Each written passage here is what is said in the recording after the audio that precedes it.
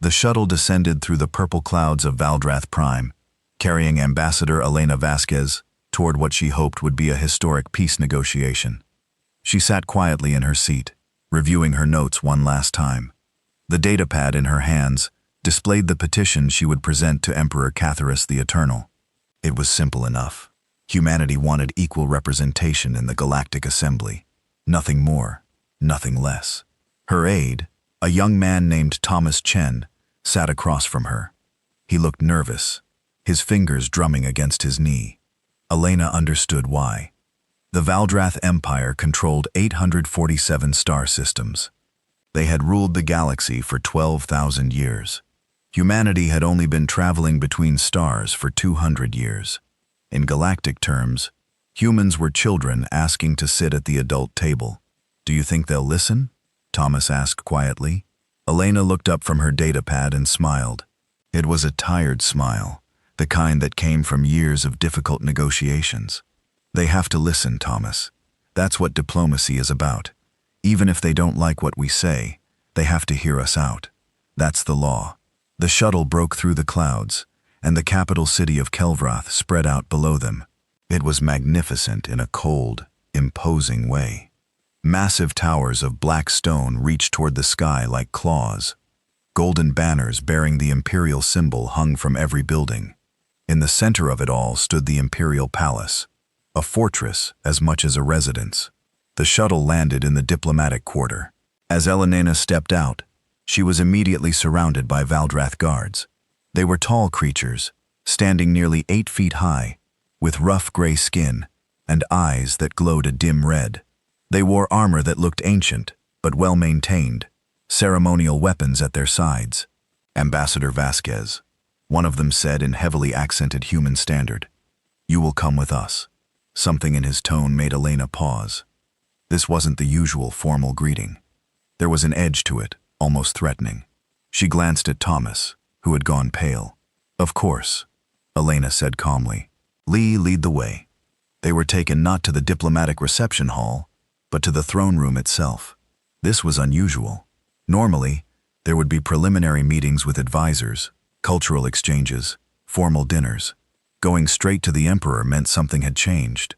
The throne room was enormous. The ceiling disappeared into darkness high above. Columns lined both sides, each one carved with scenes of conquest and submission. At the far end, elevated on a platform of steps, sat Emperor Catharus the Eternal, on his throne of dark metal and bone. Keith was ancient, even by Valdrath standards. He had ruled for 3,000 years.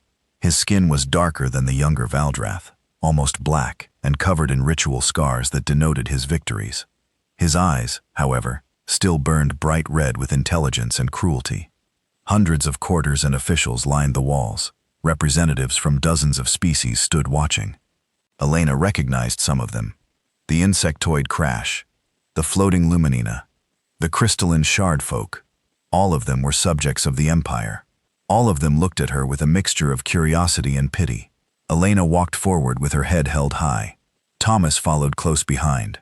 When they reached the base of the platform, Elena bowed slightly from the waist. It was a gesture of respect between equals, not the prostration that others performed before the emperor. She saw Catharus's eyes narrow. "Ambassador Elena Vasquez of the Human Commonwealth," she said formally. "I come bearing a petition from my people to the Galactic Assembly, requesting equal representation in accordance with silence," Catharus said. His voice was deep and resonant, filling the entire chamber. "You will not speak unless given permission." Elena felt her jaw tighten, but she remained quiet. This was already going badly. Catharus stood slowly, his massive form unfolding from the throne. He walked down the steps toward her, each footfall echoing through the chamber. When he stood before her, he looked down with obvious contempt. "Humanity," he said, speaking now to the assembled courtiers rather than to Elena. "A species that has barely left its cradle world, that knows nothing of the true powers of the galaxy, comes before us with demands, not requests. Demands. They wish to be treated as equals to empires that have existed since before their ancestors learned to make fire." There was laughter from some of the Valdrath courtiers. Elena noticed that the representatives from subject species did not laugh. They watched in silence. "Your Majesty," Elena said carefully. We do not demand. We petition.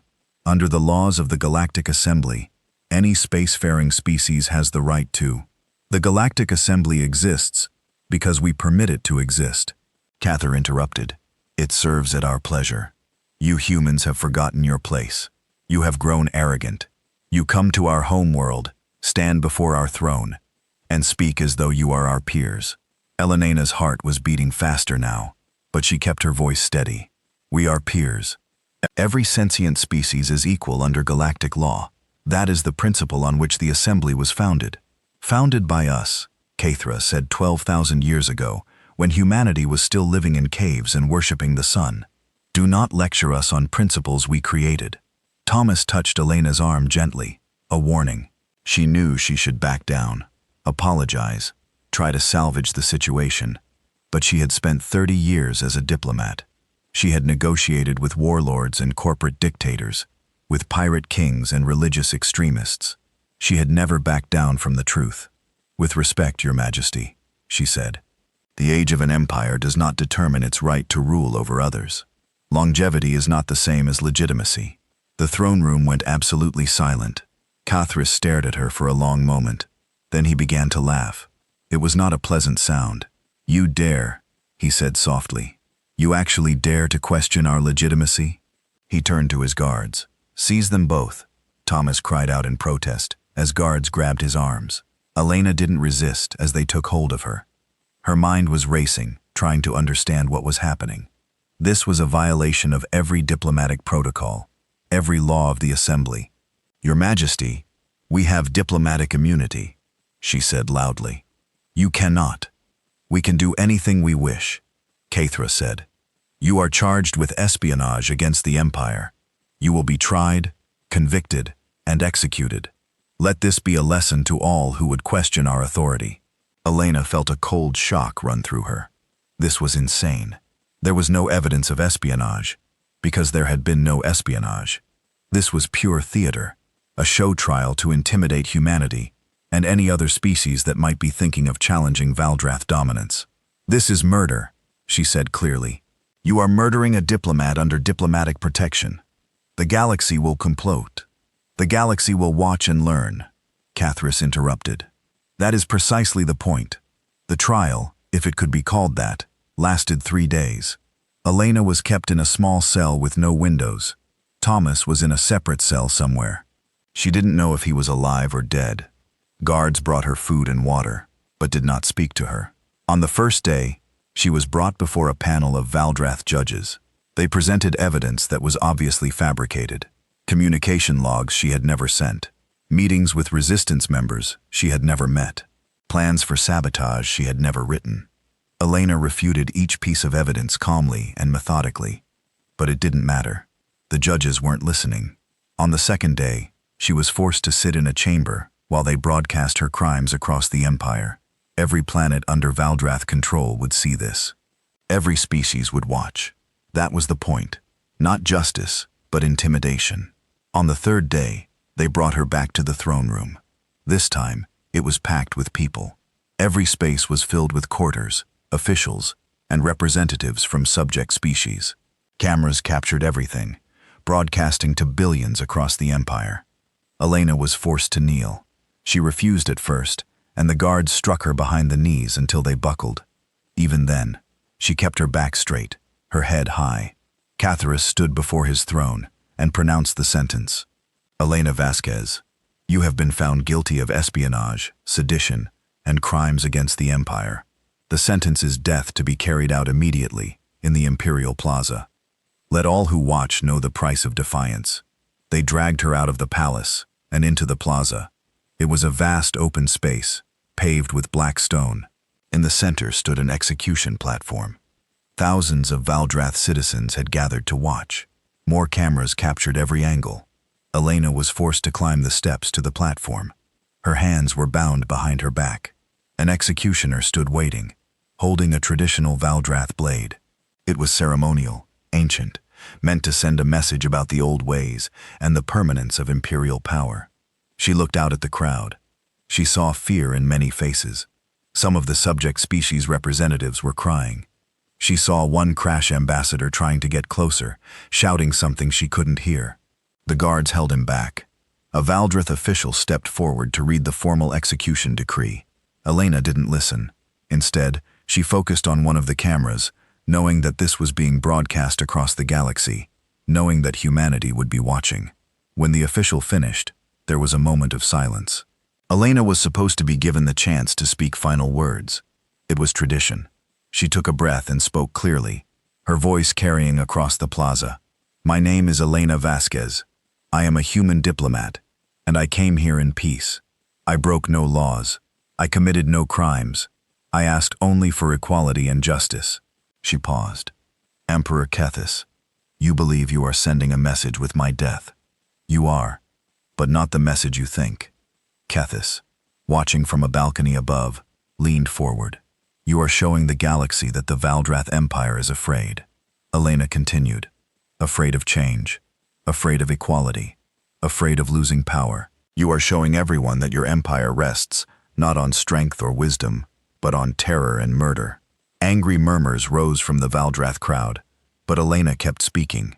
"Humanity will not forget this. The galaxy will not forget this. You think you're demonstrating power, but you're demonstrating weakness. You've just made the worst mistake in your empire's history." "Enough," Kethris shouted. "Execute her now." The executioner stepped forward. Elena closed her eyes, thinking of Earth, of her family, of all the humans who would be watching this. She hoped they would be smart. She hoped they would be patient. She hoped they would remember that revenge and justice were not the same thing. The blade fell. Light years away in the command center of the Human Defense Fleet, Admiral James Chen watched the broadcast. He was a solid man in his 60s, with gray hair and eyes that had seen too much war already around him. His officers stood in shocked silence. The broadcast ended for a long moment. No one moved. Then Chen's communications officer spoke, her voice shaking. "Admiral, we're receiving emergency transmissions from Earth. The Council is convening. They're asking for your immediate recommendation." Chen didn't respond right away. He kept staring at the screen where Elena's face had been moments before. He had known her. They had served together early in their careers, back when humanity was still figuring out how to navigate galactic politics. She had been brilliant, compassionate, and utterly dedicated to peace. And they had murdered her. "Sir," the communications officer said again. Chen turned to look at his senior staff.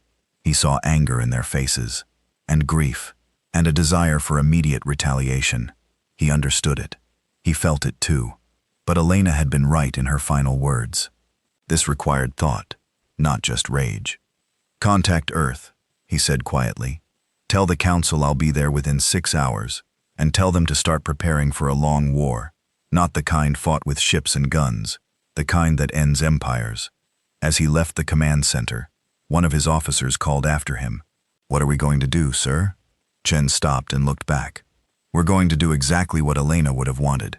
We're going to dismantle the Valdrath Empire piece by piece. And when we're done, we're going to build something better in its place. Something she would have been proud of." The door closed behind him, and the Human Defense Fleet began preparing for the longest, most important campaign in human history. One that would be fought not just with weapons, but with ideas, alliances, and the simple belief that Elena Vasquez had died for, that all sentient beings deserve to be free. The emergency session of Earth's Unified Council lasted 18 hours. Representatives from every human nation gathered in Geneva, their faces projected on screens around the circular chamber. Admiral Chen stood at the center podium, presenting his analysis of the situation. "The Valdrath want us to respond emotionally," he said. "They executed Elena precisely to provoke us into a military confrontation they know they can win. Their fleet outnumbers ours, 10 to 1.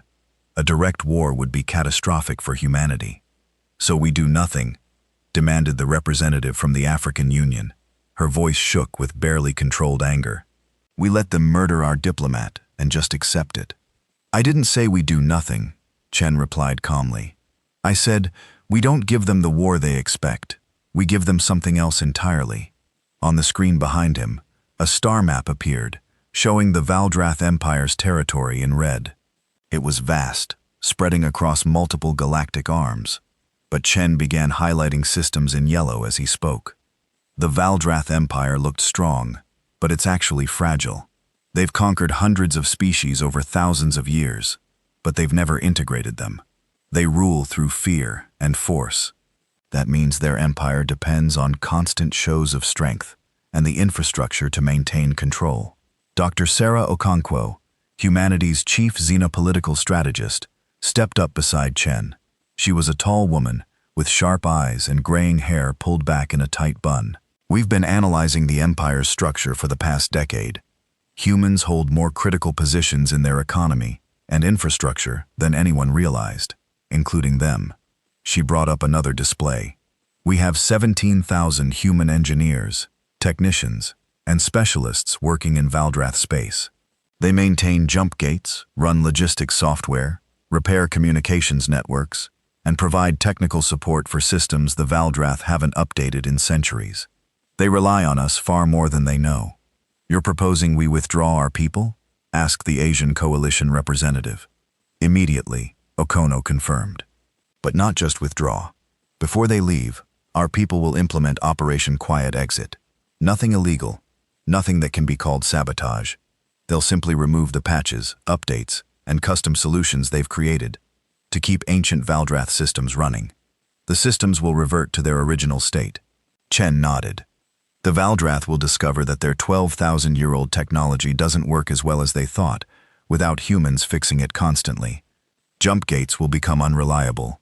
Trade networks will slow down. Communication will get harder. It won't be catastrophic immediately, but it will get worse over time. And while they're dealing with that, Okonkwo continued, we stop all trade with Valdrath space.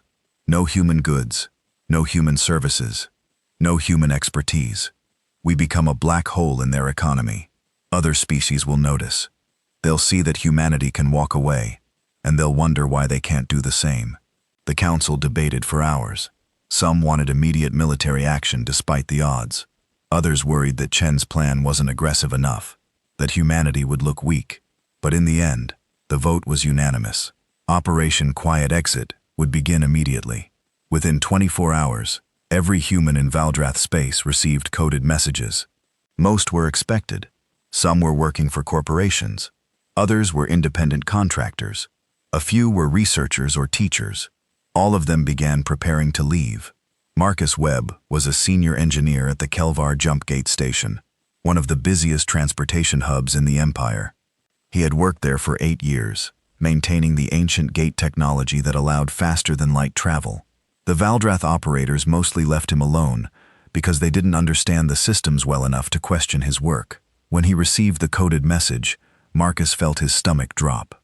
He knew what had happened to Ambassador Vasquez. Everyone did. The Valdrath had made sure of it. Now humanity was responding, and he had his part to play. He spent his last 3 days at the station working carefully. He removed none of the Valdrath's original systems. He simply deleted the diagnostic software he had written, the efficiency algorithms he had implemented, the error-checking routines that caught problems before they became critical. He removed every improvement he had made over 8 years. The jump gate would still work. It just wouldn't work as well. Transit times would be longer. Energy consumption would increase. Small errors that his software had automatically corrected would now require manual intervention. The Valdrath operators would have to actually understand their own technology. On his last day, the Valdrath station commander called him to his office. Commander Rektar was old for a Valdrath, his skin weathered and pale. He had never been particularly friendly, but he hadn't been cruel either. He looked at Marcus with something that might have been regret. "You are leaving," Rektar said. It wasn't a question. "Yes, Commander. All humans are being recalled." "Because of the execution," Marcus met his eyes. "Because your emperor murdered a diplomat under diplomatic protection." "Yes." Rektar was quiet for a moment. "I did not agree with that decision. Many did not.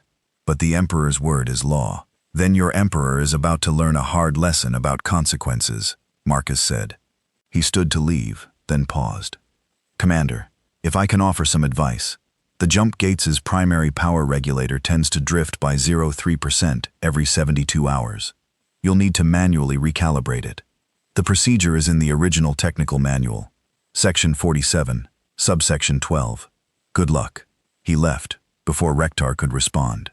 3 hours later, he was on a transport heading for human space, along with 40 other humans who had worked at the station. Behind them, the jump gate began operating at 73% efficiency instead of 98%. Small errors began accumulating. Wait times increased. It was a pattern repeating across the Empire. 3 weeks after Operation Quiet Exit began, the Valdrath Council of Advisors gathered in a private chamber beneath the Imperial Palace. They had requested this meeting with Emperor Cuthris, and he had granted it reluctantly. He did not like being questioned, even by his most trusted advisors. Grand Advisor Kelmore was the oldest among them, nearly 2,000 years old. He stood before the Emperor and spoke bluntly. "Your Majesty, the execution of the human diplomat has had unforeseen consequences." Cuthris waved a hand dismissively. "The humans are throwing a tantrum. They will realize their weakness and come crawling back." "I do not think so, Your Majesty." Kelmore said, "Our initial report suggests this is coordinated and strategic. Every human worker in our territory has left. All trade with human space has stopped and systems across the Empire are beginning to fail." "Fail? What do you mean, fail?" Another advisor, Corvos, stepped forward with a data tablet. "Jump gates are operating at reduced efficiency. Communications networks are experiencing delays. Logistics systems are reporting errors. Nothing catastrophic yet, but the trend is concerning. It appears the humans were maintaining much of our infrastructure without our knowledge." Keith stood, his voice rising. "Are you telling me the Empire depends on humans? On a species that has barely discovered faster than light travel?" "Not depends, Your Majesty," Kelmore said carefully. "But they were providing services we had taken for granted. They were efficient and cost-effective, so we used them extensively. Now they are gone, and we are discovering gaps in our capabilities. Then we will fill those gaps ourselves." Cathra said, "We built this empire without humans. We can maintain it without them." "Of course, Your Majesty," Kelmore said, but his expression suggested he was less certain than his words. The problems got worse. Jump gates that had operated smoothly for decades began requiring constant maintenance. Trade routes that had been reliable became unpredictable. Ships that should have taken 3 days to cross between systems now took 5 or 6. Goods began piling up at distribution centers because the logistics software that routed them efficiently was gone. The Valdrath rushed to train their own people to fill the gaps. But it wasn't simple. The technology was ancient, built by civilizations that had long since been absorbed into the Empire. Much of the original documentation was lost. The Valdrath had been maintaining systems for thousands of years through tradition and repetition, not understanding. The humans had been the ones who actually understood how things worked. Meanwhile, other species in the Empire began to notice. If the humans could leave, why couldn't they? Whispers of rebellion began spreading through the subject worlds. On the mining planet of Kreshvar, the insectoid crush workers stopped sending their full quotas of ore to Valdrath refineries. They claimed equipment failures, but intelligence reports suggested it was deliberate slowdown. When Valdrath overseers threatened punishment, the crash pointed out that the human technicians who used to maintain their equipment were gone. Things would be slow until the Valdrath sent replacements. On the water world of Luminatel, the floating Luminina people who produced rare medical compounds began demanding better terms for their trade. They had always been peaceful, never confrontational, but now they had seen humans defy the Empire and walk away alive. It made them braver. Even on Valdrath worlds, there was unrest. Not all Valdrath supported the Empire's brutal methods. Younger generations especially had worked alongside humans and other species. They had friends and colleagues among the subject peoples. Elena Vasquez's execution in the Emperor's arrogance had shocked many of them. Admiral Chen watched the reports coming in from across Valdrath space, and he allowed himself a small smile. It was working. The Empire was not crumbling. Not yet, but it was weakening. The question was how long before Cathus realized he had made a terrible mistake. Back on Earth, Chen met with his senior officers in a secure conference room. Captain Marcus Rivera, commander of the Human Special Forces, spread holographic displays across the table, showing military installations, trade routes, and political centers throughout the Empire. We're moving to the next phase, Jen said. The Valdrath are destabilized, but they're not defeated now. We need to offer something better than what they have. The Solaris Convention, said Commander Lisa Xiao, Chen's Strategic Operations Officer. We've sent invitations to representatives from every species in Valdrath space. Not just subject species, but independent systems too. Anyone who wants an alternative to Valdrath dominance. How many responses? Chen asked. So far, 73 species have confirmed they're sending representatives. Another 50 are considering it. That's more than we hoped for. Rivera leaned forward. The Valdrath won't let this happen without a fight. Once they realize what we're doing, they'll respond militarily. I know, Chen said. That's why we need to be ready. We can't match their fleet in direct combat, but we don't need to. We just need to survive long enough for the coalition to form. Once we have a 100 species standing together, the math changes. And if the Valdrath attack before the coalition forms? Xiao asked. Chen was quiet for a moment. Then we fight. And we hope Elena's sacrifice wasn't for nothing. The message went out across secure channels to friendly species. Humanity invites you to the Solaris Convention. Come and help us build a better galaxy, one based on cooperation, not domination, one where no species kneels before another. In the Imperial Palace on Valdrath Prime, Emperor Cathris finally realized what was happening. His advisors had been warning him for weeks, but he had dismissed their concerns. Now, reading the intelligence reports about this Solaris Convention, he understood that humanity was not just defying him. They were trying to replace him. He called his military commanders to the throne room. Grand Admiral Korst, commander of the Valdrath fleet, stood before him at attention.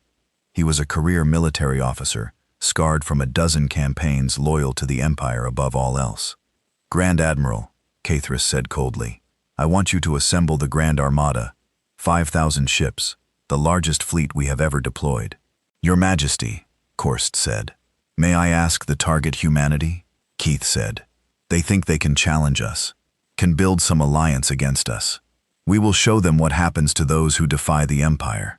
We will burn their worlds and scatter their survivors across the galaxy as slaves. We will make such an example of them that no species will ever dare to resist us again. Korth bowed. It will be done, Your Majesty. As he left to begin assembling the Armada, Grand Advisor Kelmore approached the throne. Your Majesty, is this wise? If we commit so many ships to attacking humanity, we leave our own territory vulnerable. The unrest among the subject species will end when they see what we do to the humans. Cathris interrupted. Fear is the foundation of order. We have become too soft, too tolerant. It is time to remind the galaxy why we have ruled for 12,000 years. Kelmore bowed and said nothing more, but his ancient eyes were troubled. He had served 7 emperors in his long life. He had seen empires rise and fall, had watched as pride and arrogance destroyed dynasties that seemed unshakable. He wondered if he was watching it happen again. The Grand Armada began to gather in orbit around Valdrath Prime. 5,000 ships from massive dreadnoughts to fast attack cruisers. It was a terrifying display of power. Enough firepower to sterilize 100 worlds. Crews were called up from reserves. Supplies were loaded. Battle plans were drawn. And across the galaxy, on the human station Solaris Reach, representatives from 73 species gathered for a convention that would change everything. They came from water worlds and desert planets, from high-gravity forge worlds and Xerisule-gravity habitats. They were insectoid and reptilian, crystalline and gaseous, humanoid and utterly alien, but they came together with a single shared hope that there might be a galaxy where they didn't have to be afraid anymore. Admiral Chen stood on the observation deck of Solaris Reach, watching ships arrive from across known space. Beside him, Dr. Okonkwo reviewed the schedule for the convention. This is going to work, she said quietly. I know it is. Chen didn't respond immediately. He was thinking about Elena, about her last words on that execution platform. She had known she was going to die, but she had used her final moments to plant a seed of doubt in the Empire's subjects, to show them that defiance was possible. It has to work, he said finally, because if it doesn't, everything she died for means nothing. On the horizon of space, more ships appeared. The coalition was forming, and somewhere in the darkness, The Grand Armada of the Valdrath Empire was coming to destroy it all. The main assembly hall of Solaris Reach had been designed to accommodate the physical needs of dozens of different species. The atmospheric controls could create separate environmental zones. The gravity plates could adjust for different body types. Translation systems worked in real time, converting hundreds of languages simultaneously. It was a marvel of inclusive engineering, and it had been built in less than 3 months by human and allied workers desperate to make this convention succeed. Dr. Sarah Okonkwo stood at the central podium looking out at the assembled representatives. Some sat in traditional chairs. Others floated in specialized fields. Still others existed as energy patterns within containment vessels. It was the most diverse gathering in galactic history, and the weight of that history pressed down on her shoulders. "Thank you all for coming," she began. Her words were translated instantly into every language present. 3 weeks ago, the Valdrath Empire executed Ambassador Elena Vasquez for the crime of asking for equality. She was murdered for suggesting that all sentient species deserved a voice in how the galaxy is governed. She paused, letting that sink in. "We have gathered here not to seek revenge, but to build something better. The Valdrath Empire has ruled through fear for 12,000 years. We propose to create a coalition based on cooperation, mutual respect, and the simple principle that no species should kneel before another." A crash representative, its chitinous body gleaming under the lights, raised a manipulator limb. Okonkwo recognized Ambassador Teklar, one of the first to respond to the invitation. "The Valdrath will never allow this. They will come with their fleets and destroy us all." "They will try," Okono acknowledged. "That is why this coalition must be more than just words. We need mutual defense agreements, shared military protocols, combined fleets. We must stand together, or we will fall separately." A Luminina representative, its luminous form pulsing with color, spoke in tones that the translator rendered as concern. "Humanity has been in space for only 2 centuries. The Valdrath have conquered civilizations older than your entire recorded history. Why should we believe you can lead us against them?" It was a fair question. Admiral Chen stood and walked to join Okonkwo at the podium. "We don't ask to lead you," he said. "We ask to stand with you. Humanity's advantage is not our age or our technology. It's our perspective. We're new enough to the galaxy that we haven't forgotten what it's like to be the underdog. We haven't forgotten how to adapt, how to innovate, how to find solutions that others have given up on." He brought up a holographic display showing military formations. The Valdrath fight, the way they've fought for thousands of years. Large ships, overwhelming firepower, straightforward tactics. They win through superior numbers and the fear they inspire. But we've studied their methods, and we've found weaknesses. Captain Marcus Rivera, standing near the back, added his perspective. "I've trained with special forces from a dozen species. Each of you has unique capabilities, unique approaches to warfare. The Valdrath have never faced a truly coordinated multi-SE's defense. They've always fought enemies separately, conquered them individually. We propose something they've never encountered: combined arms tactics with species that complement each other's strengths." For 6 days, the representatives debated and negotiated. It was messy and complicated. Species that had ancient grudges against each other had to find common ground. Cultures with completely different values had to agree on basic principles. There were moments when it seemed like the whole thing would collapse. But slowly, a framework emerged. It was called the Free Systems Coalition Charter, and its core principles were simple. Every species had equal representation. Decisions required consensus, not domination. Military resources would be pulled, but controlled by a rotating joint command. No species would be required to act against its own interests. And most importantly, any species could leave the coalition at any time. It was the opposite of everything the Valdrath Empire represented. On the 7th day, 73 species signed the charter. More were expected to join in the coming weeks. The Free Systems Coalition officially existed. Admiral Chen knew they had maybe 2 weeks before the Valdrath responded. He spent those weeks working with military commanders from the coalition species, developing integrated strategies, and practicing joint operations. It was chaos at first. Each species had its own military traditions, its own command structure, its own idea of how war should be fought. But humans had always been good at building teams from diverse groups. They had been doing it on Earth for thousands of years, long before they reached the stars. Chen applied those lessons now, finding ways to make different approaches work together rather than against each other. The Kresh were exceptional at defensive warfare, their hive mind allowing for coordinated actions that would be impossible for individual fighters. Chen assigned them to protecting key installations and supply lines. The Luminina could manipulate electromagnetic fields in ways that disrupted sensors and communications. Shen integrated them into every fleet as electronic warfare specialists.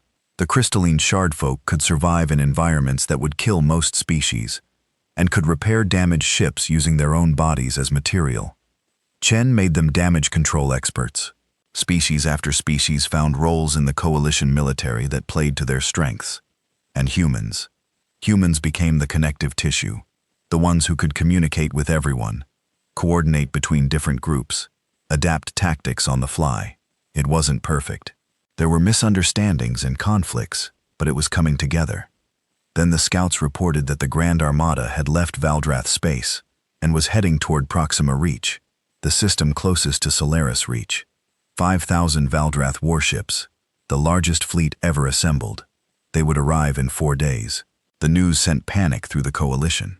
Some species wanted to abandon Solaris Reach immediately. Others argued for scattering, making the coalition less of a target. Only a few believed they could actually fight. Chen called an emergency meeting of the coalition military command. Representatives from 30 species crowded into the war room, their projections and holograms filling the space. "We have 4 days," Chen said without preamble. "The Valdrath are bringing everything they have. If we run, the coalition dies before it really begins. Every species will think we were just talk, no substance. The Valdrath will hunt us down individually, and everything we've built here will be for nothing." "Then what do you propose?" asked Commander Sector of the Crash Defense Force. "We have maybe 800 ships among all our species. They have 5,000. The mathematics are simple. The mathematics assume we fight like they do," Chen said. He brought up a tactical display. "We're not going to meet them in open battle. We're going to use Proxima Reach's asteroid field, the gas giant's gravity well, and every other environmental factor we can find. We're going to make them fight on our terms, not theirs." Captain Rivera added, "The Valdrath are arrogant. They think they're hunting a weak, scattered enemy.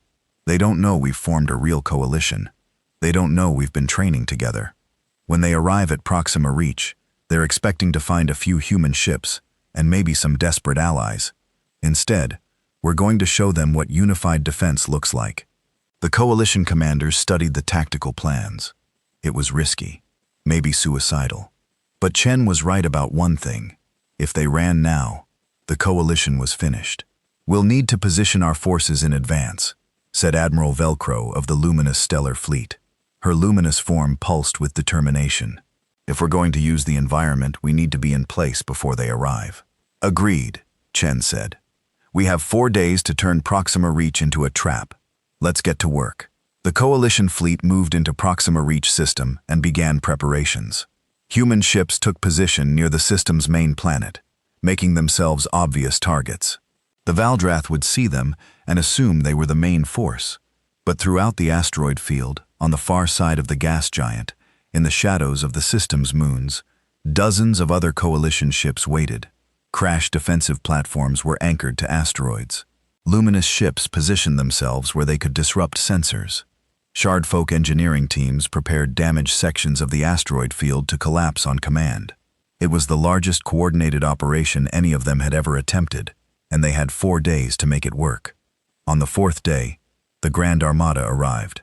Grand Admiral Korth stood on the bridge of his flagship, the Eternal Dominion, and watched as his fleet emerged from faster-than-light travel. 5,000 ships spread out in perfect formation, a display of power that should have made any enemy surrender immediately. "Scan for enemy vessels," he commanded. "Multiple contacts," his sensor officer reported. "I'm reading approximately 50 ships in orbit around the 4th planet. They appear to be human vessels with some allied support craft." Korst allowed himself a smile. "Only 50? The intelligence report suggested more species had joined their coalition. Perhaps the others fled when they learned we were coming," suggested his second-in-command. "Wise of them," Korst said. Begin standard battle formation. All ships advance. We will overwhelm them quickly and move on to Solaris Reach. The Grand Armada began its advance, 5,000 ships moving in coordinated waves. It was beautiful in its precision, the result of thousands of years of military tradition. The Valdrath had perfected the art of overwhelming force. On board the human flagship, the Unity, Admiral Chen watched the Valdrath fleet approach. Beside him, representatives from a dozen species monitored different aspects of the battle. It was time. All ships, this is Admiral Chen. Execute Operation Unified Stand. Show them what we're made of. Throughout Proxima Reach system, coalition ships activated. The 50 vessels that had been visible suddenly became 800 as ships emerged from hiding throughout the system. The Valdrath had walked into a trap, enemy contacts multiplying. The sensor officer on the Eternal Dominion reported, his voice rising in alarm. I'm reading ships throughout the system, hundreds of them. They were hiding in the asteroid field behind the gas giant everywhere. Korst felt a moment of uncertainty, but he pushed it down. It changes nothing. We still outnumber them 6-1. All ships engage. But the coalition wasn't fighting like the Valdrath expected. Human ships darted in and out, never staying in one place long enough for the Valdrath's heavy weapons to lock on. Crash defensive platforms turned sections of the asteroid field into deadly gauntlets where Valdrath ships were bombarded from all sides. Luminina vessels scrambled sensors and communications, breaking up the Valdrath's coordination. A wing of Valdrath cruisers pursued a group of human frigates into the gas giant's upper atmosphere, trying to run them down. Instead, they found themselves caught in gravity wells they hadn't anticipated, their formations breaking apart as they struggled with atmospheric drag. Coalition ships that had been hiding in the lower atmosphere rose up, catching them from below. "This is wrong," Koreth said, watching his tactical display. The battle wasn't flowing like it should. His ships kept running into ambushes, kept finding themselves fighting in bad positions. The enemy was coordinated in a way he had never seen before. How are they communicating so effectively? Our jamming should be disrupting them. He didn't know that Shard Folk communication specialists were using crystal resonance that Valdrath jamming couldn't touch, or that the Coalition had developed a backup communication system using human tactical protocols integrated with crash hivemind relay networks. The battle raged for 18 hours. The Valdrath kept trying to use their superior numbers to overwhelm the Coalition forces. But every time they committed to an attack, they found themselves outmaneuvered. The Coalition fought like water flowing around the Valdrath's strength, striking at weak points, never giving them a solid target. Korst finally realized they were losing, not in the sense of being destroyed. The Grand Armada still had superior firepower, but in the sense that they couldn't win. Every advantage they should have had was being neutralized by tactics and coordination he had never encountered. "Pull back to defensive formation," he ordered. "All ships regroup."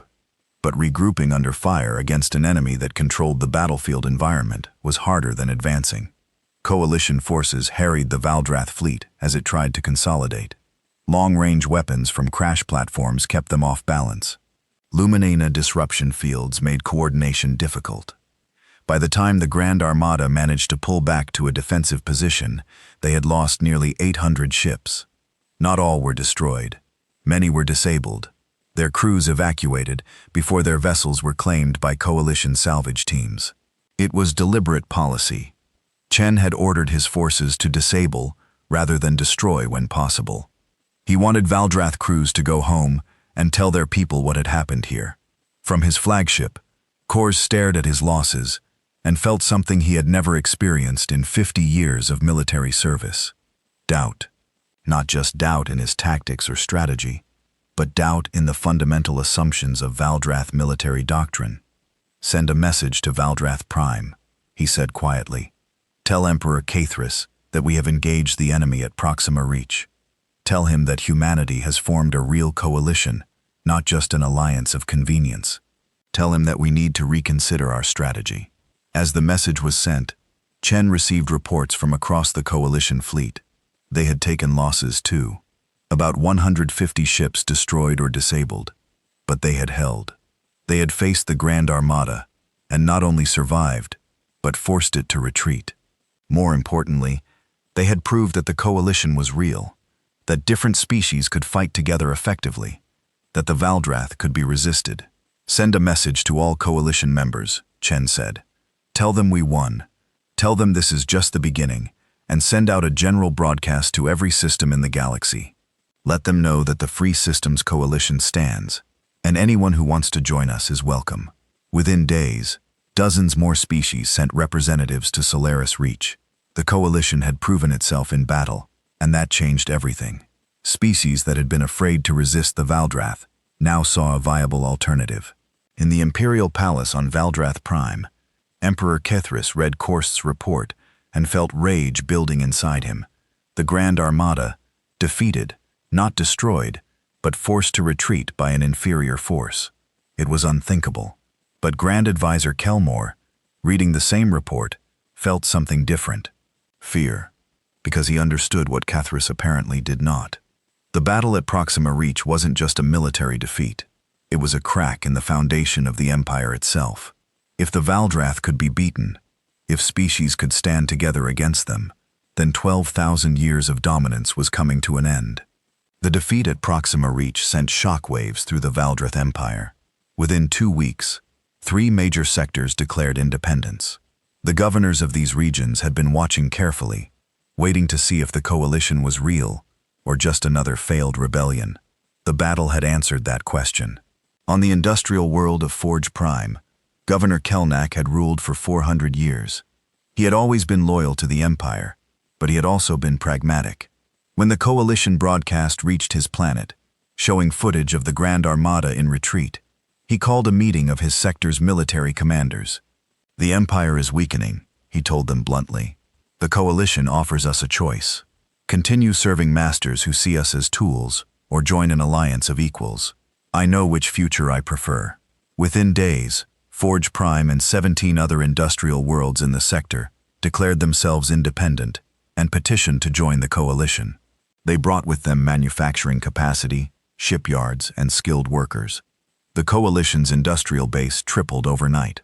On Valdrath Prime, Emperor Kethris watched his empire fracturing and felt his control slipping. He called emergency sessions of his council, demanded explanations, ordered investigations into treachery and conspiracy. But the truth was simpler and more devastating than any conspiracy. His subjects had stopped being afraid. "We must respond decisively," he told his advisors. "Show them that rebellion means death." Grand Advisor Kelmore, now ancient even by Valdrath standards, spoke carefully. "Your Majesty, we have already tried force. The execution of the human diplomat led to this crisis. Military action at Proxima Reach failed to stop the coalition. Perhaps it is time to consider negotiation." "Negotiation?" Kethris's voice was dangerous. "You suggest we negotiate with those who defy us. I suggest we acknowledge reality. Your Majesty, the Empire cannot fight every species simultaneously. Our economy is collapsing. Our logistics networks are failing. Our subject species are rebelling. We need to find a path that preserves what we have left." Keith stood from his throne, towering over the advisor. "You are old, Kelmore. Old and weak. The Empire will never negotiate with inferiors.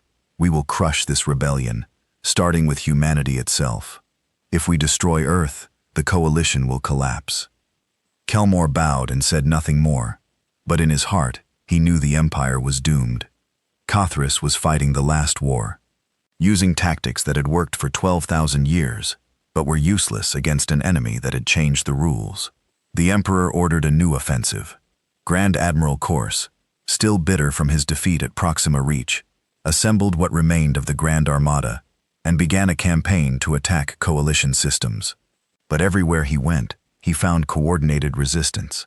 The coalition had learned from their first battle. They used guerrilla tactics, hit-and-run attacks, and strategic retreats. They made the Valdrath pay for every system, bleed for every victory. Meanwhile, the coalition's numbers kept growing. 100 species joined, then 120, then 150. Each brought ships, resources, and expertise. The balance of power was shifting. Admiral Chen understood that military victory alone wouldn't end the war. The Valdrath had to be defeated completely psychologically, as well as militarily. That meant taking the fight to Valdrath Prime itself. "We need to end this before more lives are lost," he told the Coalition Council in a secure meeting. "The Valdrath will keep fighting, as long as they believe they can win. We need to show them definitively that they cannot." Dr. Okonkwo agreed. "But we can't just destroy Valdrath Prime. That would make us as bad as them. We need to offer something better. A regime change," suggested Commander Velcro of the Luminina. "Remove Emperor Cuthris and the hardliners. Install a government willing to negotiate." "It's more than that," Chen said. "We need to show the Valdrath people that the Empire failed them, not that we conquered them. This has to be their choice, as much as ours." The plan that emerged was ambitious and risky. The Coalition fleet would advance on Valdrath Prime, but instead of bombardment, they would broadcast directly to the Valdrath population, show them evidence of their rulers' crimes, not just against other species, but against their own people. Offer them a choice: continue following a failed empire, or join the Coalition as equals. "And if they choose to keep fighting?" asked Captain Rivera. "Then we do what we have to," Chen said grimly. "But I don't think it will come to that. I've studied the Valdrath. They're not evil, just indoctrinated. Given a real choice, I think they'll surprise us." 6 months after the Battle of Proxima Reach, the Coalition fleet gathered for the final push. It was massive now, over 2,000 ships from more than 150 species, not as large as the Grand Armada at its peak, but more diverse, more adaptable, more united. They jumped into the Valdrath home system and found a defensive fleet waiting. 3,000 ships surrounded the planet, the last major concentration of Valdrath military power. Grand Admiral Korst commanded them personally, determined to defend his home world. The two fleets faced each other across the darkness of space. For a long moment, neither side moved. Then Admiral Chen opened a broadcast channel, one that would reach not just the Valdrath fleet, but every communications device on the planet below. "People of Valdrath," he said, "I am Admiral James Chen of the Human Defense Fleet. Speaking on behalf of the Free Systems Coalition, we have not come here to destroy you. We have come to offer you a choice." On the planet below, billions of Valdrath watched and listened. Many had never heard a human voice before, had only known humanity through propaganda. 6 months ago, your emperor ordered the execution of Ambassador Elena Vasquez, a diplomat who came in peace to ask for equality under galactic law. That execution was murder, and it set in motion everything that has followed. Chen paused, letting that sink in. "But this is not about revenge. This is about the future. Your empire has ruled through fear for 12,000 years. It has conquered hundreds of species, enslaved billions, and committed atrocities that most of you never knew about. We have the evidence, and we're going to show it to you." For the next hour, the Coalition broadcast evidence of imperial crimes. Not propaganda, not exaggerations, but actual records from the Empire's own archives, orders for mass executions, plans for genocide against species that resisted too strongly, economic policies that deliberately kept subject species in poverty, evidence of corruption among the ruling class, of wealth hoarded while Valdrath citizens struggled. Most damning of all were recordings of Emperor Cathris and his inner circle discussing their own people with contempt, talking about the population as tools to be used, about loyalty as something to be extracted through fear rather than earned through good governance. In the capital city of Kelrath, crowds began gathering in the streets. The government tried to shut down the broadcasts, but the Coalition had hacked every system, every display, every communication network. The truth poured out like a flood. On the bridge of the Eternal Dominion, Grand Admiral Korst watched his tactical displays, and his heart sank. Not because of the enemy fleet before him, but because of what was happening on the planet below. He could see the protests starting, hear the reports of unrest spreading through the cities. "Admiral," his communications officer said quietly, "we're receiving messages from other ships in the fleet. Some captains are asking if the broadcasts are true. Some are saying they won't fight to defend the Emperor if this is what he's been doing." Cored his eyes. He had served the Empire his entire life, had believed in its mission and its righteousness. Now he was watching it crumble from within, and he couldn't say the Coalition was wrong. Admiral Chen sent another broadcast, this time directly to the Valdrath military. "Commanders of the Valdrath Defense Fleet, We know many of you are honorable warriors who believed you were serving a just cause. We know you were following orders, doing your duty. We respect that. But now you know the truth about who you were serving. Chen's voice was steady, calm, not triumphant. We offer you this. Stand down. Let us land peacefully on Valdrath Prime and help us build something better. Not a human empire replacing a Valdrath one, but a true coalition where Valdrath has a voice equal to any other species, where your people can prosper through cooperation instead of conquest, where your children won't have to die defending a tyrant's throne. In the Imperial Palace, Emperor Cathris watched the broadcast with growing fury. Lies, he shouted to anyone who would listen. All lies meant to break our spirit. We are Valdrath. We have ruled for 12,000 years. We will not bow to these upstart humans. But Grand Advisor Kelmore looked at the Emperor and saw a desperate, frightened old being clinging to power that was already gone. Your Majesty, he said quietly, Doziermath, we have lost. Never. Kath drew a ceremonial blade from his throne. I will die before I surrender to them. You all will die before. The doors to the throne room burst open. Not enemies, but Valdrath Imperial Guards, the Emperor's own protectors.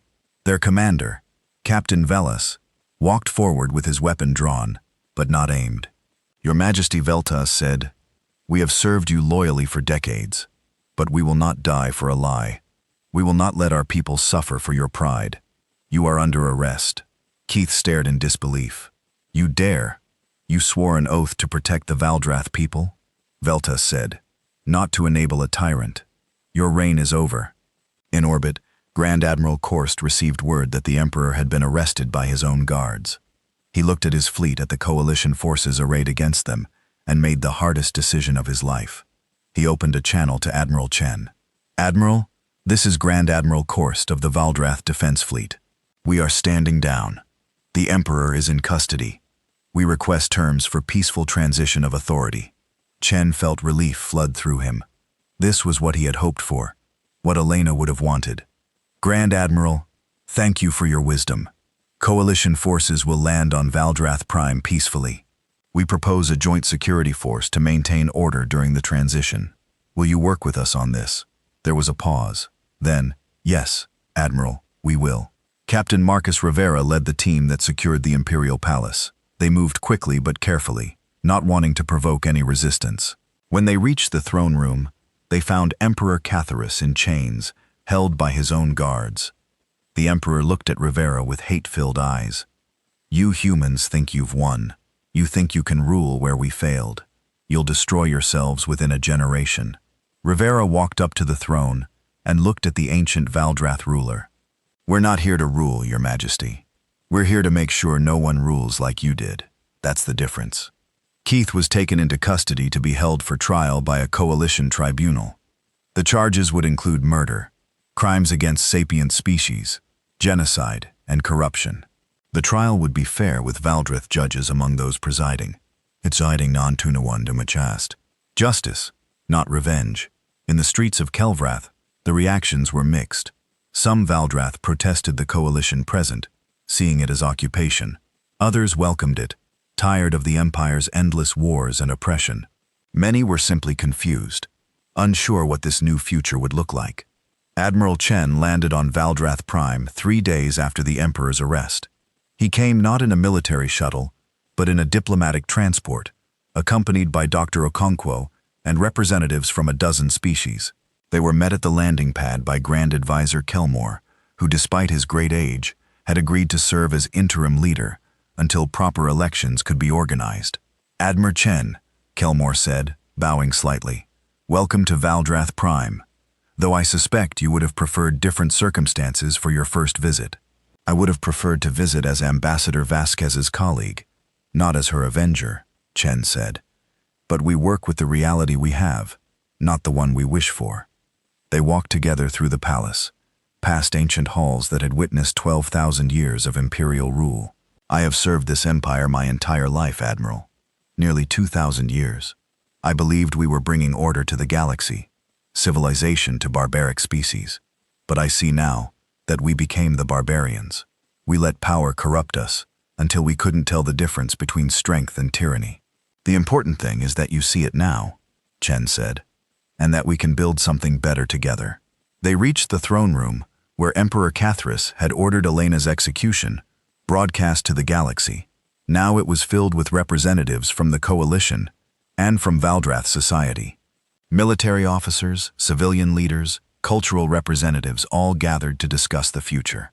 Dr. Okonkwo stood before them and outlined the plan. The Galactic Commonwealth will replace both the Valdrath Empire and the Free Systems Coalition. It will have a rotating council with representatives from every member species.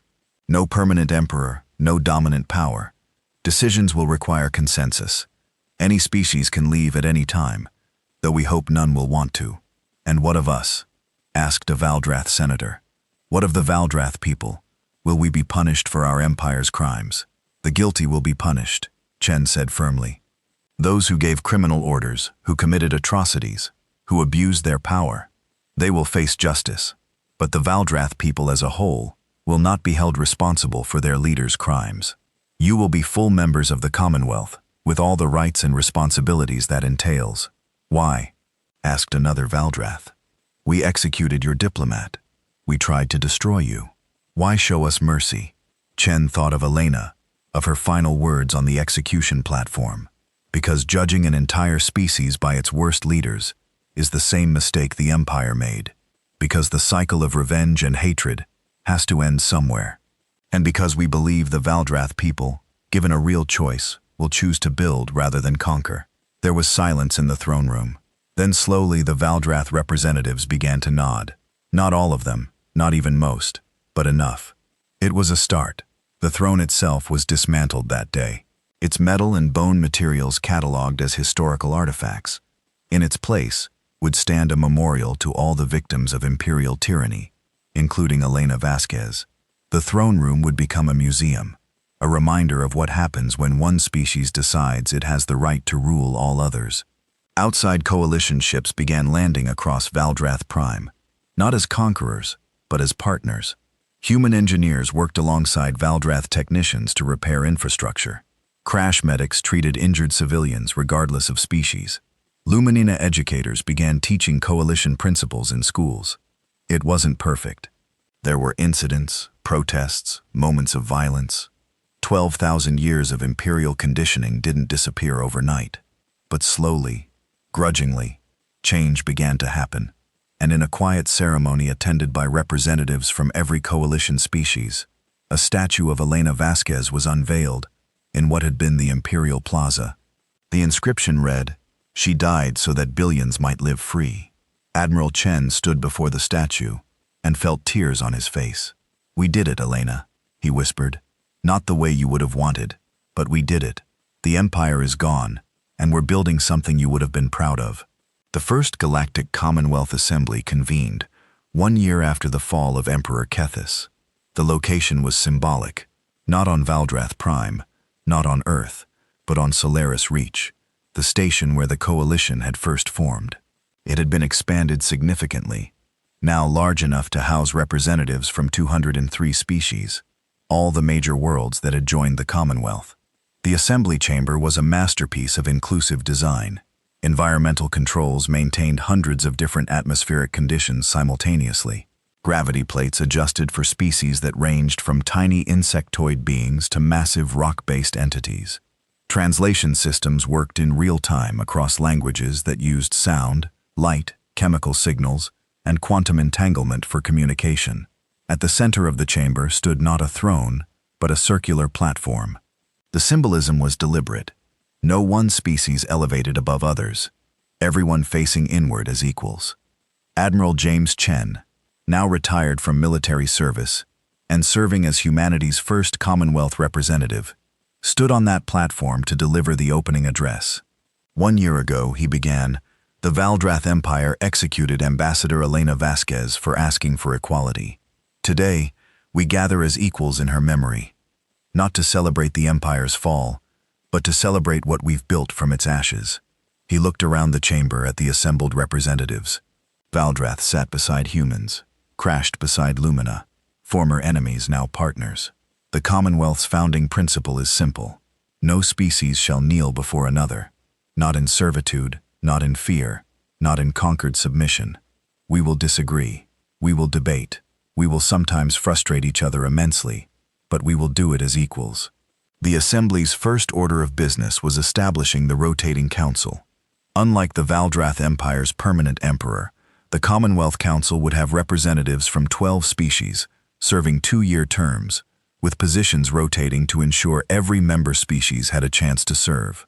The selection process was contentious. Many species wanted humanity to take a permanent seat, arguing that humans had led the rebellion and deserved special status. Chen argued passionately against it.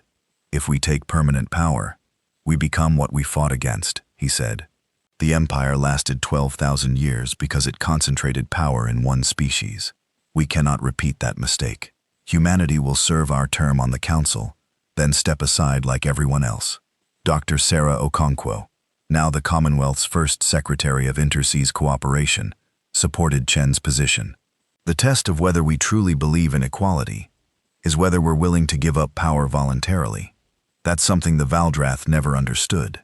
The Assembly voted, and the rotating council was established. Humanity was given one of the 12 seats for the first term, along with the Valdrath, Crash, Luminina, and 8 other major species. Already, people were calling it the most representative government in galactic history. But the Commonwealth faced enormous challenges. The most immediate was what to do with the Valdrath themselves.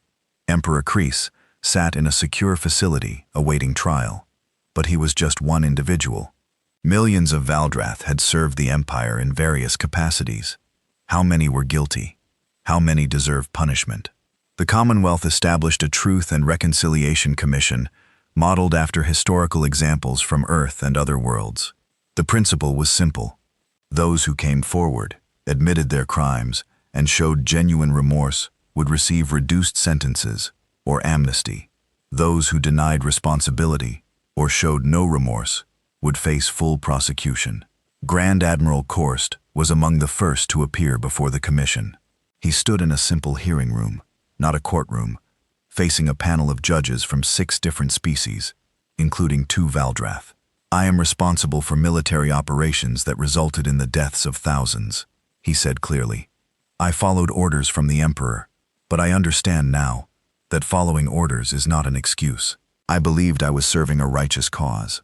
I was wrong. The lead judge, an elderly Crash named Takvor, studied him carefully. Do you feel remorse for your actions, Grand Admiral? Every day, Korst said quietly, I see the faces of those who died because of my commands. I will see them until the day I die. I cannot undo what I did, but I can try to help build a better future. After 3 days of testimony, the commission sentenced Korst to 5 years of community service. Working with the Commonwealth military to train a new generation in tactics and strategy, he accepted without complaint. Emperor Keith, on the other hand, showed no remorse. His trial lasted 3 months and was broadcast across the Commonwealth. The evidence against him was overwhelming. Direct orders for genocide, execution of innocent, systematic oppression, corruption, and countless other crimes. Captain Marcus Rivera, who had captured the Emperor, was called to testify. He described finding Chris in the throne room, defiant and unrepentant. He told me we would destroy ourselves within a generation. Rivera said that we couldn't rule where he had failed. But he didn't understand. We're not trying to rule. We're trying to let every species rule themselves. The tribunal found Catharis guilty on all charges. The sentence was life imprisonment to be served in a facility on a neutral world, with regular visits from representatives of victim species. Not execution, because the Commonwealth had abolished capital punishment in its charter. Even someone like Catharis deserved basic rights. When the sentence was read, Catharis laughed bitterly. You think this makes you better than us? You think mercy is strength? I give you 50 years before your precious Commonwealth tears itself apart. The lead judge, a human named Justice Maria Santos, looked at him calmly. Perhaps it will. No government lasts forever. But if it does fall, it will be because we failed ourselves, not because we conquered others. That's the difference between us and you. While the legal proceedings continued, the real work of building the Commonwealth was happening across the galaxy. The challenges were immense. The Valdrath Empire's economy had been based on exploitation and tribute. Now that system was gone, and something new had to replace it. Dr. Okonkwo led the effort to create a Commonwealth trade network based on fair exchange rather than coercion. Species that had been forced to provide resources for free could now negotiate prices. Worlds that had been kept technologically backward were given access to advanced equipment and training. The economic disruption was significant. Some species that had benefited from imperial preference struggled to adapt.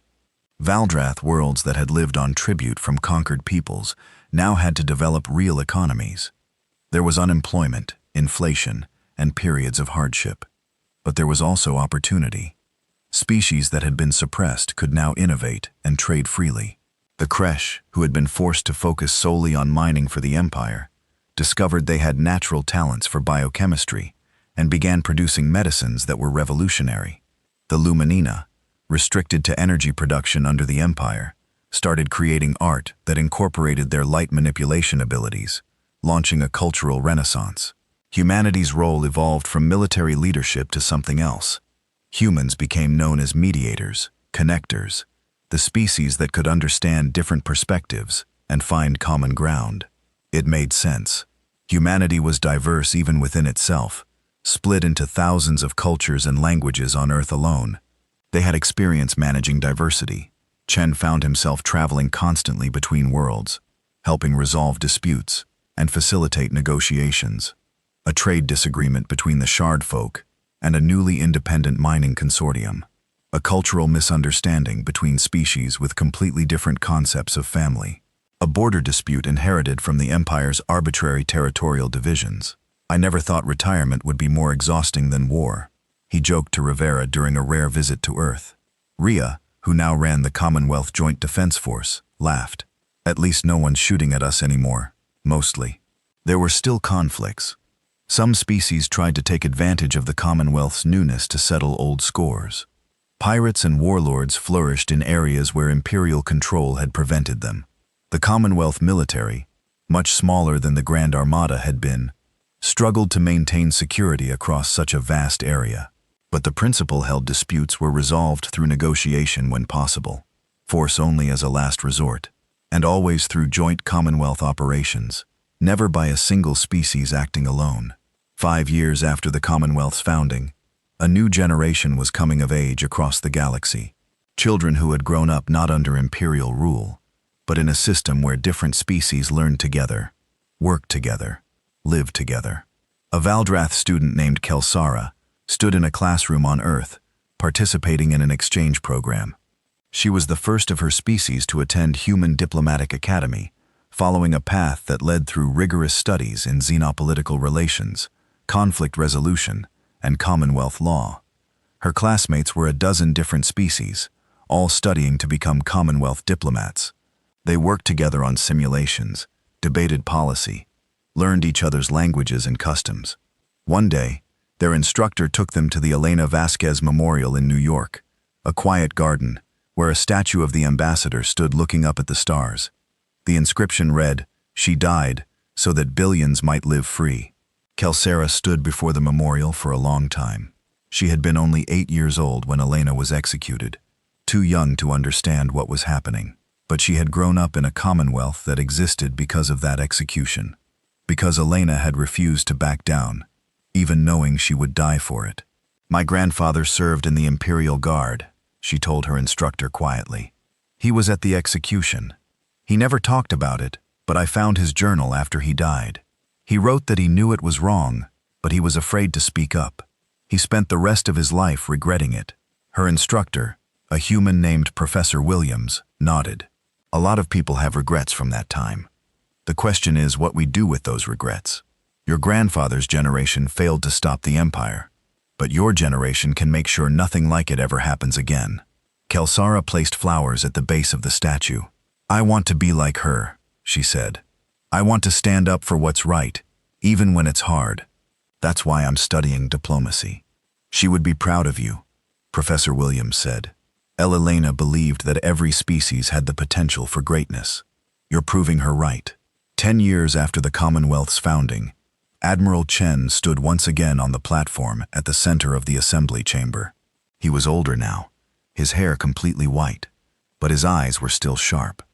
He had been asked to deliver an address on the anniversary of Elena's execution, now a Commonwealth holiday called Vasquez Day, dedicated to peaceful resistance and the rule of law. 10 years ago, we stood at a crossroads, he said. We could have responded to Elena's murder with vengeance. We could have destroyed Valdrath Prime, scattered its people, made an example that would have been remembered for millennia. Many wanted exactly that. He paused, looking around at the assembled representatives. But Elena wouldn't have wanted that. She dedicated her life to the principle that all sentient beings deserve dignity, justice, and freedom. To honor her memory with genocide would have been the ultimate betrayal. Chen brought up a holographic display showing Commonwealth statistics. Today, 203 species are full members of the Commonwealth. Our combined economy has grown by 40%. Medical cooperation has eradicated 17 major diseases. Cultural exchange programs have created art, music, and literature that none of us could have imagined alone. More statistics appeared. Violent conflicts between species have decreased by 82%. Life expectancy across all Commonwealth worlds has increased by an average of 15%. Educational opportunities have expanded to reach 3 billion beings who had no access to learning under the Empire. He looked at the Valdrath representatives. The Valdrath people have made remarkable progress. You've transformed your economy, embraced democratic reforms, and become one of the Commonwealth's strongest advocates for justice and equality. Not because we forced you to, but because you chose it. A Valdrath senator stood. It was Velkara, one of the younger generation who had helped lead the reform movement on Valdrath Prime. Admiral Chen, if I may speak. Of course, Senator. We Valdrath carry the weight of our empire's crimes, Velkara said. That weight will never fully lift.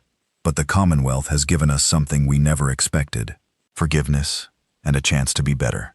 My generation grows up learning about the Empire's failures, yes, but also about how we can avoid repeating them.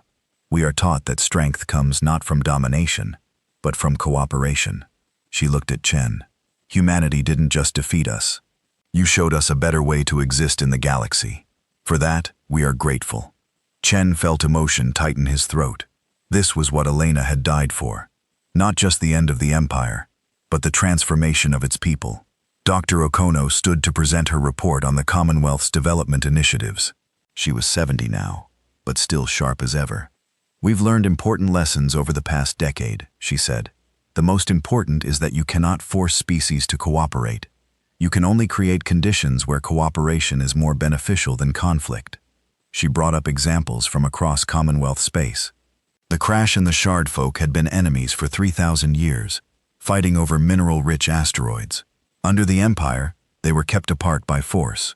In the Commonwealth, we helped them establish joint mining operations, where Shard folk navigate dangerous environments and process the materials. Now they're the Commonwealth's largest mineral supplier, and they've intermarried enough that hybrid crest shard families are becoming common. More examples followed. Species that had been isolated were now connected. Worlds that had been poor were becoming prosperous. Knowledge that had been hoarded was being shared freely. But we're not perfect, Okono cautioned. We still have disputes, still have inequalities, still have work to do. The difference is that now we have mechanisms to address problems peacefully, and the will to keep trying. Captain Rivera, now a general and commander of the Commonwealth Defense Force, presented the security report. The good news is that major conflicts have virtually disappeared. The challenging news is that we face new threats. Organized crime taking advantage of increased trade, extremist groups that want to restore the Empire or establish new hierarchies, and the occasional rogue world that rejects Commonwealth principles. He showed maps of trouble areas. We've responded by creating specialized units that combine species strengths. Human tacticians work with crash defensive specialists and Luminina infiltration experts. We've stopped 3 major criminal organizations, prevented 2 attempted coups on member worlds, and rescued hostages from extremist groups. The key principle remains, Rivera said. We use force only when all other options are exhausted, and we use the minimum force necessary. We're not conquerors. We're peacekeepers. After the formal presentations, Chen walked through the halls of Solaris Reach, now called Unity Station. He passed lounges where beings from different species socialized together, cafeterias serving food from 200 worlds, classrooms where younglings of all types learned side by side. He stopped at an observation deck and looked out at the stars. A hand touched his shoulder. It was Dr. Okonkwo. Thinking about Elena, she asked. Always, Chen admitted, wondering what she'd think of all this, whether we lived up to what she died for. Okonkwo smiled. I knew Elena longer than you did, before she became an ambassador, before she was famous, when she was just a young diplomat trying to make a difference. You want to know what she'd think? Chen nodded. She'd point out everything we're doing wrong, Okono said with a laugh. She'd give us a list of problems we need to fix, species we're neglecting, policies that need reform. Elena was never satisfied with good enough. She always pushed for better. And then, Chen asked. And then she'd tell us she's proud of us anyway, Okono said softly. Because we're trying. Because we're not giving up. Because we're building something that despite all its flaws is still better than what came before. They stood together in silence, watching ships arrive and depart, carrying beings from across the galaxy. 20 years after the fall of the Valdrath Empire, the Commonwealth had grown to include nearly 300 species. Some were major civilizations with hundreds of worlds. Others were single-planet cultures just reaching for the stars. All were equal members. The throne room on Valdrath Prime had been converted into the Museum of Imperial History. Millions visited each year to see the throne that had been dismantled, the records of imperial crimes, and most importantly, the memorial to victims. The centerpiece was the Elena Vasquez exhibit. It showed her life, her work, her final moments. Visitors could watch her last speech, see the courage in her eyes as she faced death. The exhibit ended with a question displayed in 200 languages. What would you have done? Kelsara, now 30 years old, and a junior Commonwealth diplomat, brought her own daughter to the museum. The girl was 6, half Valdrath and half human, the child of Kelsara's marriage to a human diplomat she'd met at the academy. Such unions were becoming increasingly common. Why did they kill her mama? The little girl asked, looking up at Elena's statue with wide eyes. Because she told the truth, Kelsar said, and because the emperor was afraid of the truth. He thought killing her would make the truth go away, but it did the opposite. Her death made everyone see the truth more clearly. Was she scared? Keller looked at Elena's face, captured in stone at the moment of her defiant final speech. Probably. But she was brave enough to be scared and still do the right thing. That's what real courage is. Her daughter thought about that. I want to be brave like her. Then be kind, Kilera said. Be honest. Stand up for people who can't stand up for themselves. That's how you honor her memory. Admiral Chen died peacefully in his sleep at the age of 92, 50 years after Elena's execution. The entire Commonwealth mourned. His funeral was attended by representatives from every member species, and memorials were held on 1,000 worlds. They buried him on Earth in a cemetery overlooking the ocean. His gravestone was simple. James Chen, Admiral, Diplomat, Builder of Peace. Next to his grave, they placed another marker. It read, In memory of Elena Vasquez, whose sacrifice made all of this possible. Dr. Okonkwo, now ancient herself, spoke at the funeral. James used to worry that we hadn't done enough, that Elena's death demanded more from us. But look at what we've built. 300 species living in peace. Billions of beings free to pursue their own destinies. Children growing up without fear of conquest or oppression. If that's not enough, I don't know what would be. She looked out at the assembled mourners, beings of every type, united in grief and respect. James and Elena were both right about one thing. Humanity's strength was never in our weapons or our technology. It was in our ability to see others as equals, to build bridges instead of walls, to believe that cooperation beats domination every time. The Commonwealth isn't perfect. It never will be, but it exists, and it endures, and it gives hope to billions. That's Elena's legacy. That's James' legacy, and it's up to all of us to carry it forward. 75 years after Elena's execution, the Commonwealth had grown to include over 400 species across 15 galactic sectors. New challenges had emerged: contact with civilizations beyond Commonwealth space, resource management on an unprecedented scale, the question of how to govern such diversity without losing the principles that made the Commonwealth work. But the foundation remained solid. No species ruled above others. Decisions required consensus. Power rotated, and every year on Vasquez Day, the entire Commonwealth paused to remember the diplomat who died so that billions could live free. In a classroom on a remote world, a teacher of an insectoid species taught younglings about galactic history. She showed them images of the Valdrath Empire, explaining how it had dominated the galaxy through fear and force. But one human diplomat refused to be afraid, the teacher said, and that changed everything. A young student raised a limb. "Teacher, did the humans become the new empire? Did they rule after the Valdrath fell?" The teacher made a gesture that translated as a smile. "That's the interesting part. They could have. They had the power. But they chose something different. They chose to share power, to build together, to create something where everyone has a voice." "Why?" asked another student. "Why give up power if you have it?" Because the teacher said they understood something the Valdrath never learned. True strength doesn't come from standing above others. It comes from standing beside them. The students thought about that as they looked at the images of Elena Vasquez, of Admiral Chen, of Dr. Okonkwo, and of the countless beings who had built the Commonwealth together. "That's why we study history," the teacher said. "Not to remember empires that fell, but to remember the principles that endure. Not to celebrate conquerors, but to honor those who chose peace. Not to worship power, but to understand why we chose equality instead."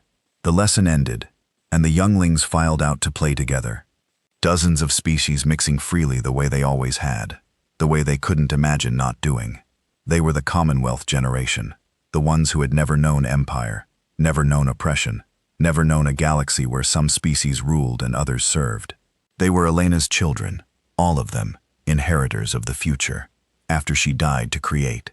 And somewhere in the eternal darkness between the stars, perhaps her spirit looked down on what humanity and its allies had built, and smiled, knowing that her sacrifice had not been in vain. The Empire had executed a human diplomat, but from that execution had grown something the Empire could never have imagined: a galaxy of equals, standing together, free at last. The throne was empty, and that was exactly how it should be.